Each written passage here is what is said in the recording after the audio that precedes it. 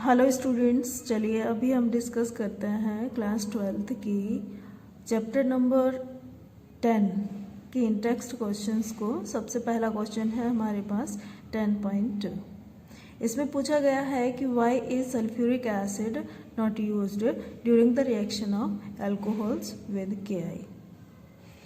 अब sulphuric acid strong oxidising agent होता है और रिएक्शन में जो HI बनता है उसको ऑक्सीडाइज कर देता है और I2 बना देता है, जो अल्कोहल के साथ रिएक्शन नहीं करता और एल्किल हैलाइड का फॉर्मेशन नहीं हो पाता है।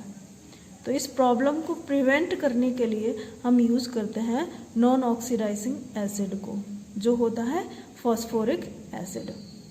तो चलिए हम समझ लेते हैं ये रिएक्शन कैसे होती है। अपना ये क्वेश्चन नंबर 10.2 है। तो क्या होता है कि अगर हम सल्फ्यूरिक एसिड को यूज़ करेंगे, KI के साथ हमने सल्फ्यूरिक एसिड को यूज़ किया, तो अब इस रिएक्शन में क्या हो रहा है, फॉर्मेशन हो जाएगा KHSO4 प्लस HI का। ठीक है।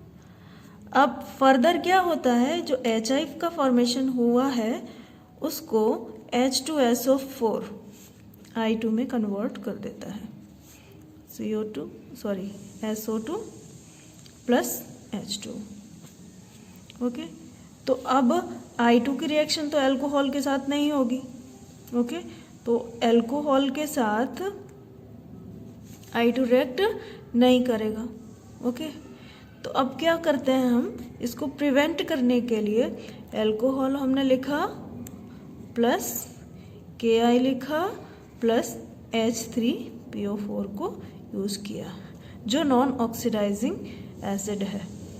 तो अब इसमें जो प्रोडक्ट बनता है वो क्या बन जाएगा, RI।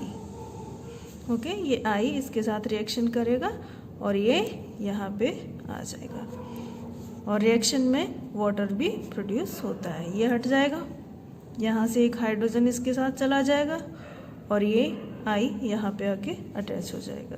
तो RI प्लस बनेगा KH2PO4 प्लस H2। तो ये क्लियर होता है। अगला वाला क्वेश्चन हम देखते हैं, क्वेश्चन नंबर 10.3। इसमें पूछा गया है कि write structures of different dihalogen derivatives of propane. चलिए अभी हम इसको समझ लेते हैं। इस क्वेश्चन में है, क्वेश्चन नंबर है हमारे पास जो ये है 10.3। अब इसमें क्या पूछा गया है इस क्वेश्चन में कि प्रोपेन, पहले हम प्रोपेन के स्ट्रक्चर को देख लेते हैं। इसमें है CH3 CH2 CH3। हमने देखा इसके स्ट्रक्चर में कि इसमें 2 तो 1 डिग्री कार्बन है और 1 2 डिग्री कार्बन है, और डाई हैलोजन के आइसोमर्स की बात कर रहे हैं हम। तो डाई हैलोजन मतलब 2 हैलोजन एटम्स यहाँ पे कनेक्टेड होंगे। तो हम देखते हैं फर्स्ट स्ट्रक्चर को। अब देखिए इसमें हमारे पास 3 कार्बन एटम है, तो हमने क्या किया, Br और Br लगा दिया। अब ये याद रखना कि कार्बन की बैलेंसी 4 होती है, तो अब रिमेनिंग जो बैलेंसी है वो हाइड्रोजन से बैलेंस कर दी जाएगी। तो यहाँ पे कितने हाइड्रोजन आ जाएंगे, 2। यहाँ पे कितने आएंगे, 2, और यहाँ पे भी 2 आ जाएंगे। इसका नाम क्या हो जाएगा, कार्बन नंबर 1 पर और कार्बन नंबर 3 पर है, तो 1,3 डाई ब्रोमो प्रोपेन। ठीक है। अब नेक्स्ट वन आइसोमर को देखते हैं, C। अब इसमें हमने क्या किया, Br। अब सेकेंड नंबर कार्बन पे हमने Br लिख दिया। यहाँ पे CH3 हो जाएगा, ये CH हो जाएगा और ये CH2 हो गया। तो अब इसमें फॉर्मेशन इसका हुआ है, इसकी नेमिंग कैसे करते हैं, 1,2 डाई ब्रोमो प्रोपेन। चलिए थर्ड केस देखते हैं। थर्ड में क्या होता है, ये हमने स्ट्रक्चर बनाई Br और अब Br को हमने सेम कार्बन एटम पे शिफ्ट कर दिया। तो अब देखते हैं, यहाँ पे ये CH3 है, ये CH2 है और ये CH। इसका नेम क्या हो जाएगा, 1,1 डाइब्रोमो प्रोपेन। ओके, तो ये 3 स्ट्रक्चर बन रही हैं। अब इसके अलावा आप कोई बना सकते हैं क्या, पॉसिबल ही नहीं है। तो प्रोपेन के डाई हैलोजन के आइसोमर्स ओनली 3 बनेंगे। चलिए नेक्स्ट वन क्वेश्चन को समझ लेते हैं। नेक्स्ट वन क्वेश्चन में पूछा गया है कि अमंग द आइसोमेरिक एल्को। चलिए अब हम क्वेश्चन नंबर 10.4 का डिस्कशन करते हैं। इस क्वेश्चन में पूछा गया है कि among the isomeric alkanes of molecular formula C5H12 identify the one that on photochemical chlorination yields. तो इसमें हमें ये बताना है कि C5H12 के वो कौन सा आइसोमर है जो दीज पर्टिकुलर कंपाउंड्स का फॉर्मेशन करेगा। तो वो कौन सा आइसोमर है जो ए सिंगल मोनोक्लोराइड देगा, वो कौन सा आइसोमर है जो 3 आइसोमेरिक मोनोक्लोराइड्स देगा, वो कौन सा आइसोमर है जो 4 आइसोमेरिक मोनोक्लोराइड्स देगा। चलिए हम अंडरस्टैंड करते हैं इस क्वेश्चन को और इसके आंसर को। चलिए तो सबसे पहले हमने लिखा C5H12 के कौन कौन से आइसोमर्स का फॉर्मेशन होगा। तो C5H12 के आइसोमर्स हम पहले लिखते हैं आइसोमर्स, ठीक है। तो फर्स्ट आइसोमर है, हमने लिखा, इसको हम बोलते हैं नियोपेंटेन। ओके, ये इसका कॉमन नेम है नियोपेंटेन। IUPAC नेम है इसका 2,2-डाइमेथाइल प्रोपेन, ठीक है। दूसरा आइसोमर है CH3 CH2 CH2 CH2 CH3, इसको हम N-पेंटेन कहते हैं, N-पेंटेन कहते हैं। अब अपना जो थर्ड आइसोमर है उसका जो कॉमन नेम है वो है आइसोपेंटेन। तो चलिए हम देखते हैं इसको CH3 CH CH3 CH2 CH3, इसका IUPAC नेम होगा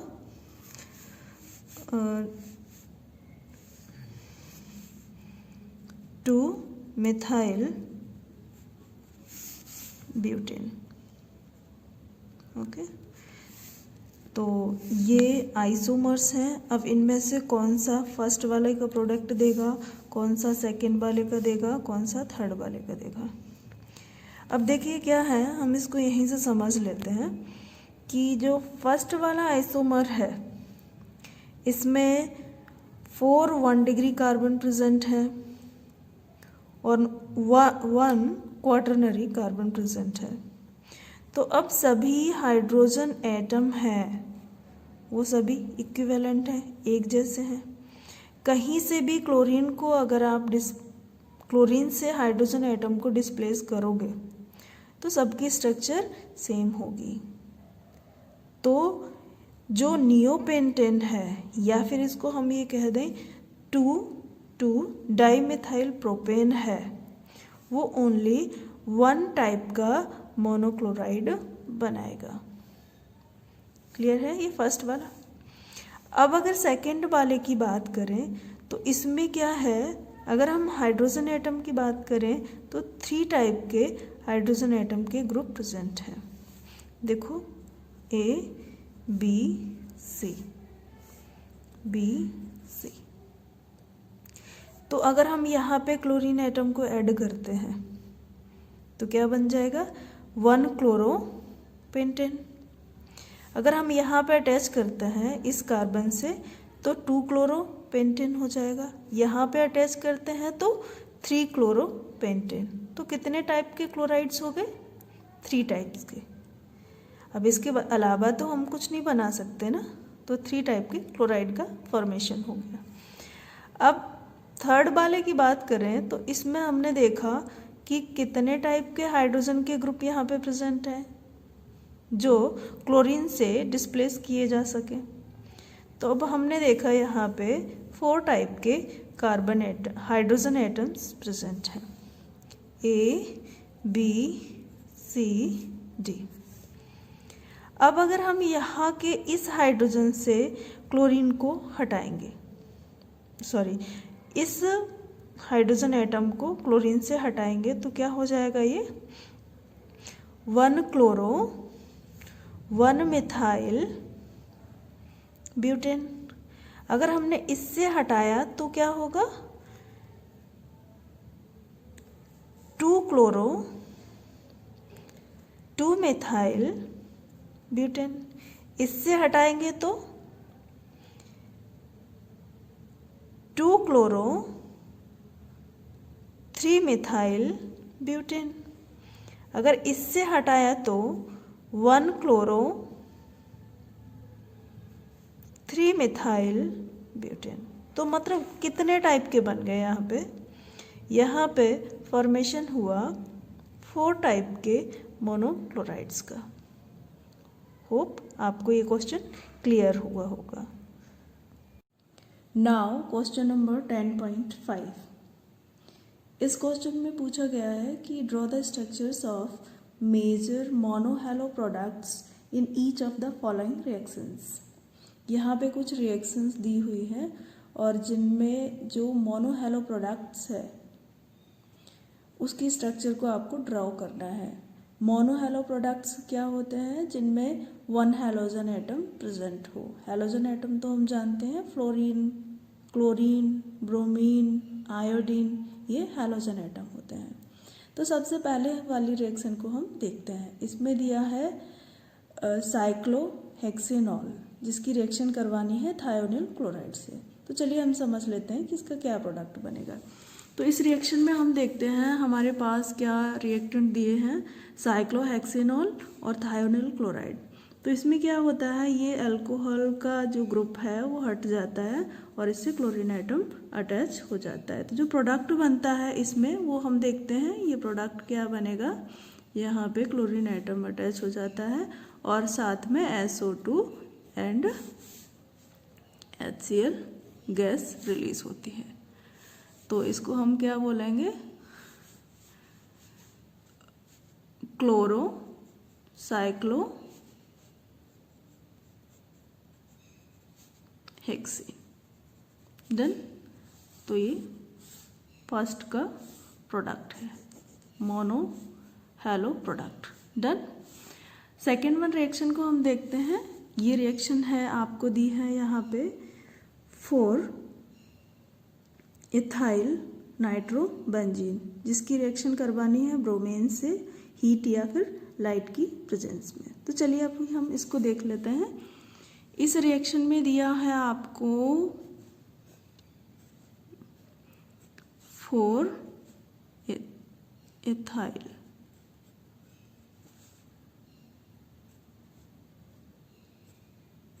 NO2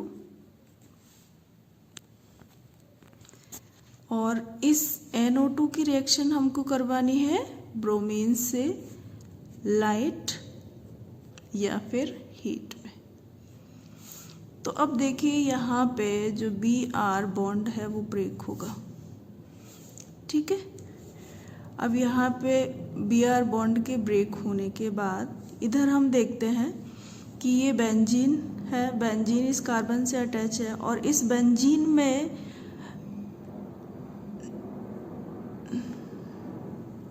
नाइट्रो ग्रुप जुड़ा हुआ है और जो ये नाइट्रो ग्रुप है वो इलेक्ट्रॉन विड्रॉइंग ग्रुप है। तो क्या है, ये इलेक्ट्रॉन को अपनी तरफ खींचता है, ठीक है। तो ये वाले कार्बन पे इलेक्ट्रॉन की डेंसिटी कम हो जाती है, तो इसलिए ये ब्रोमीन एटम इस कार्बन पे अटैक करता है। तो क्या प्रोडक्ट यहाँ पे बनेगा वो हम देख लेते हैं।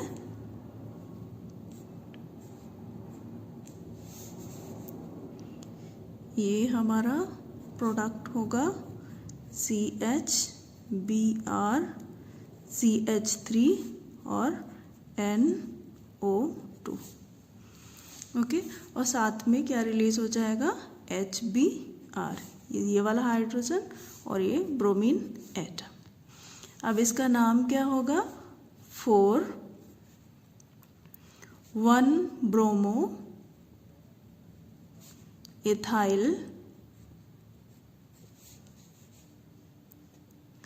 1-नाइट्रो बेंजीन। ओके, तो मोनो हेलो प्रोडक्ट क्या है इसमें 4,1-ब्रोमो इथाइल 1-नाइट्रो बेंजीन।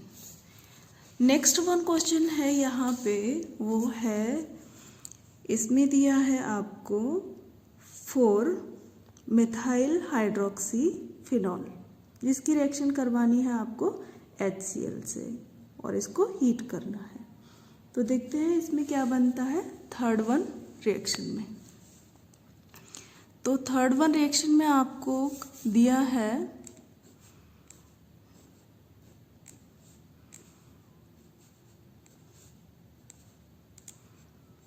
CH2OH और OH, 4 हाइड्रोक्सी, क्या नाम है इसका 4 हाइड्रोक्सी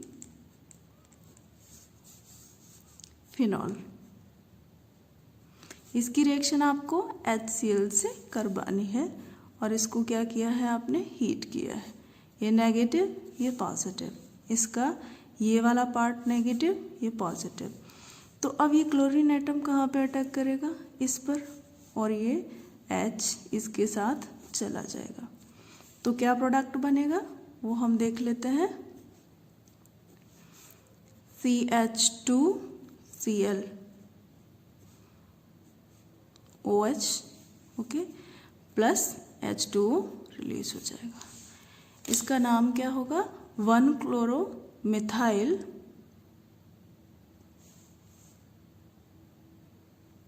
फिनॉल, या फिर हम इसको ऐसे बोले कि 4-क्लोरोमिथाइल फिनॉल।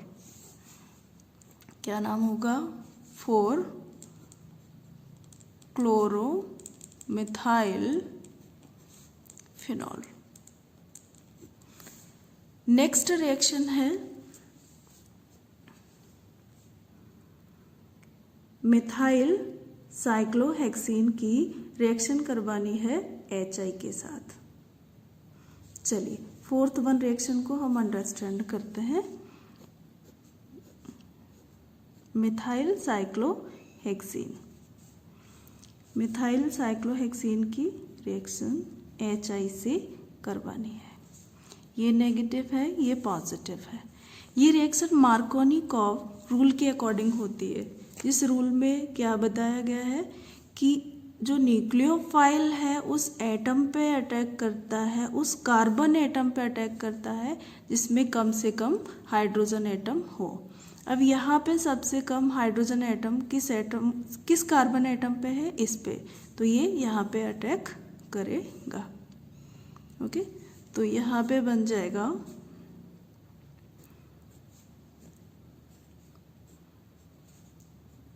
CH3I। ओके, तो प्लस H2 रिलीज हो जाएगा। तो इसको हम क्या बोल सकते हैं 1-आइडो 1-मिथाइल साइक्लोहेक्सीन। 1-आइडो 1-मिथाइल साइक्लोहेक्सीन। ओके, चलिए अगले वाली रिएक्शन हम देखते हैं। ये रिएक्शन नंबर 5, इसमें दिया है इथाइल ब्रोमाइड की रिएक्शन करवानी है सोडियम आयोडाइड से। तो fifth one reaction ethyl iodide CH3CH2Br की सोडियम आयोडाइड से रिएक्शन करवानी है। ये पॉजिटिव ये नेगेटिव ये नेगेटिव, ये पॉजिटिव। देखिए जो आयोडाइड होता है वो स्ट्रॉन्गर न्यूक्लियोफाइल है देन ब्रोमाइड, मतलब ये स्ट्रॉन्गर न्यूक्लियोफाइल है देन ब्रोमाइड। तो ये क्या करता है, डिस्प्लेस कर देता है ब्रोमीन को। ओके, तो चलिए अब यहाँ से देखते हैं CH3 CH2I प्लस NaBr बन जाता है। तो इसमें मोनोहेलो कंपाउंड कौन सा है, एथाइल आयोडाइड। क्या बनता है यहाँ पे, ethyl iodide. Then next one reaction हम देखते हैं। नेक्स्ट वन रिएक्शन में दिया है कि आपको साइक्लोहेक्सीन की रिएक्शन करवानी है ब्रोमीन से हीट और लाइट की प्रेजेंट में। तो चलिए इस रिएक्शन को देख लेते हैं। साइक्लोहेक्सीन ब्रोमीन से रिएक्शन करवानी है हीट या फिर लाइट की प्रेजेंट में। तो अब देखिए क्या होता है कि जो डबल बॉन्ड है उससे एटम जो कनेक्टेड होते हैं उनकी इलेक्ट्रोनेगेटिविटी ज़्यादा होती है। तो अब ये क्या करता है, ये कार्बन एटम की इलेक्ट्रॉन्स को अपनी तरफ खींचेंगे, तो यहाँ पे और यहाँ पे इलेक्ट्रॉन की डेंसिटी कम हो जाएगी। तो ये ब्रोमीन एटम अटैक कहाँ पे करेगा, या तो इस कार्बन पे या इस कार्बन पे। तो चलिए क्या प्रोडक्ट बनेगा इसका, Br plus HBr। 1 bromo 2 cyclohexene, 1 bromo 2 cyclohexene. ये मोनोहेलो प्रोडक्ट का फॉर्मेशन हुआ है। Thank you very much for watching this video.